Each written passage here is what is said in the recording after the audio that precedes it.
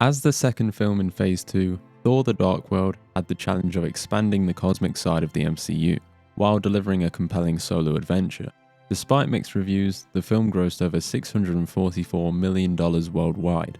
This film gets a lot of flack for being one of the weaker MCU entries, and while I do agree, it also has some great moments, especially when it comes to Thor and Loki's dynamic. So let's dive into it. I'm imagining that forever Thor's story will be split between Asgard and the Nine Realms and also Earth. Part of the challenge is to balance his godliness and the kind of humanity that we feel in him, so the story will always revolve tightly around Midgard. Welcome back to the watch list. Today we're looking at Thor: The Dark World. If you enjoy these reviews, consider leaving a like and subscribing so you can follow along as I cover every MCU movie leading up to Avengers Doomsday. This film takes Thor in a new direction, moving further into the cosmic and mythological elements of his world. Directed by Alan Taylor, best known for his episodes of Game of Thrones, the movie leads into the elegance of Asgard, but struggles with its villains and pacing. The narrative of Thor: The Dark World is a bit all over the place. Act 1 sets up the Aether as an ancient force of destruction, and later revealed to be an Infinity Stone. However, we don't see its full potential in this movie, which is a shame. We're reacquainted with Jane Foster, who inadvertently becomes its host, which in turn awakens Malekith as he begins his plans for vengeance. Act 2 focuses on Thor seeking Loki's help to stop Malekith after Asgard suffers a brutal attack, and the death of their mother. Their escape from Asgard is one of the film's best sequences. Act 3 leads to a final battle in London, where Thor and Malekith fight across different realms in a quite chaotic and underwhelming showdown. While the setup is intriguing, the film struggles with pacing, especially in its midsection. The comedic relief, particularly from Darcy and Eric Selvig, can feel forced at times, undercutting the stakes, which can be a big downfall of Marvel movies in general, but it's very prominent here. The film's action sequences are quite impressive, and its visual style is unique within the MCU. This is mostly due to the saturation, as it proves very dull and boring. The attack on Asgard is one of the most striking scenes, which showcases some of the best set designs and cinematography in the movie. Asgard itself is more fleshed out and it feels lived in. The final battle in London is a fun concept with the realm hopping mechanics, although it feels less impactful compared to the other MCU climaxes. The Dark Elf design is cool, but it does lack personality, making Malekith feel like a generic villain. However, the film does excel in expanding a grandeur of Asgard, with its mix of sci-fi and fantasy aesthetics. Thor's costume is a lot more bold and expressive. They do keep this design for Age of Ultron. One other visual aspect of Thor that people like to mention is his hair. In the first film, I won't lie, his hair didn't look great, and the whole issue with his eyebrows. This time, Chris Hemsworth grew his own hair out, and I think they still use extensions, but it looks much better than it did. As we're talking about him, Chris Hemsworth continues to shine as Thor, balancing his regal presence with a more grounded side.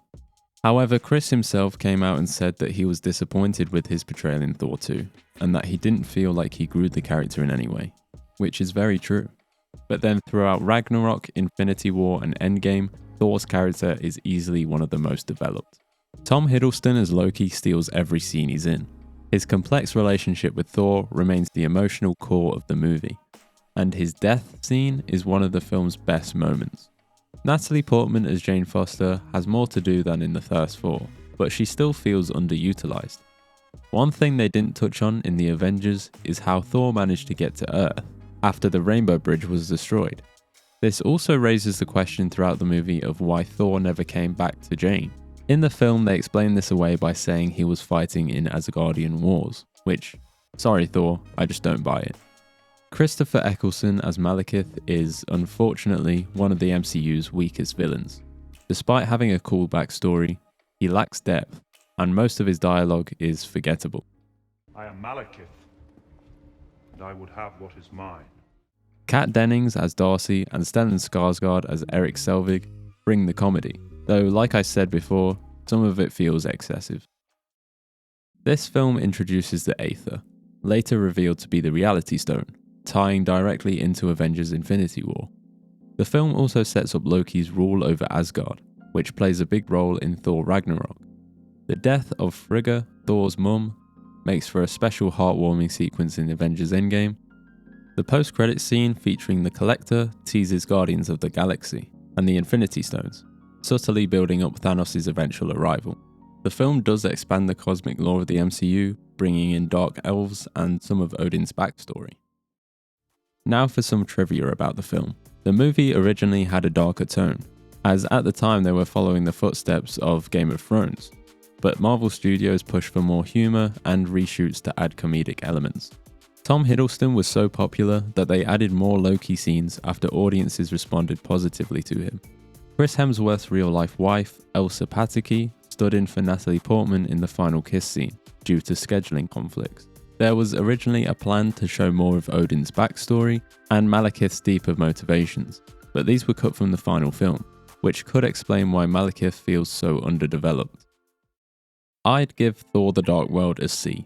While it has great action, stunning visuals, and strong moments between Thor and Loki, its weak villain, uneven pacing, and reliance on forced humour hold it back from being one of the better MCU films. What do you think? Does Thor: The Dark World deserve its reputation, or is it an underrated gem? Let me know in the comments.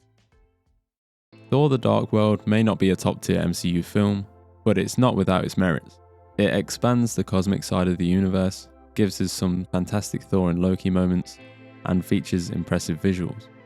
However, its uneven tone between dark fantasy and comedy, along with underwhelming character development for both Thor and Jane, hold it back from being truly memorable.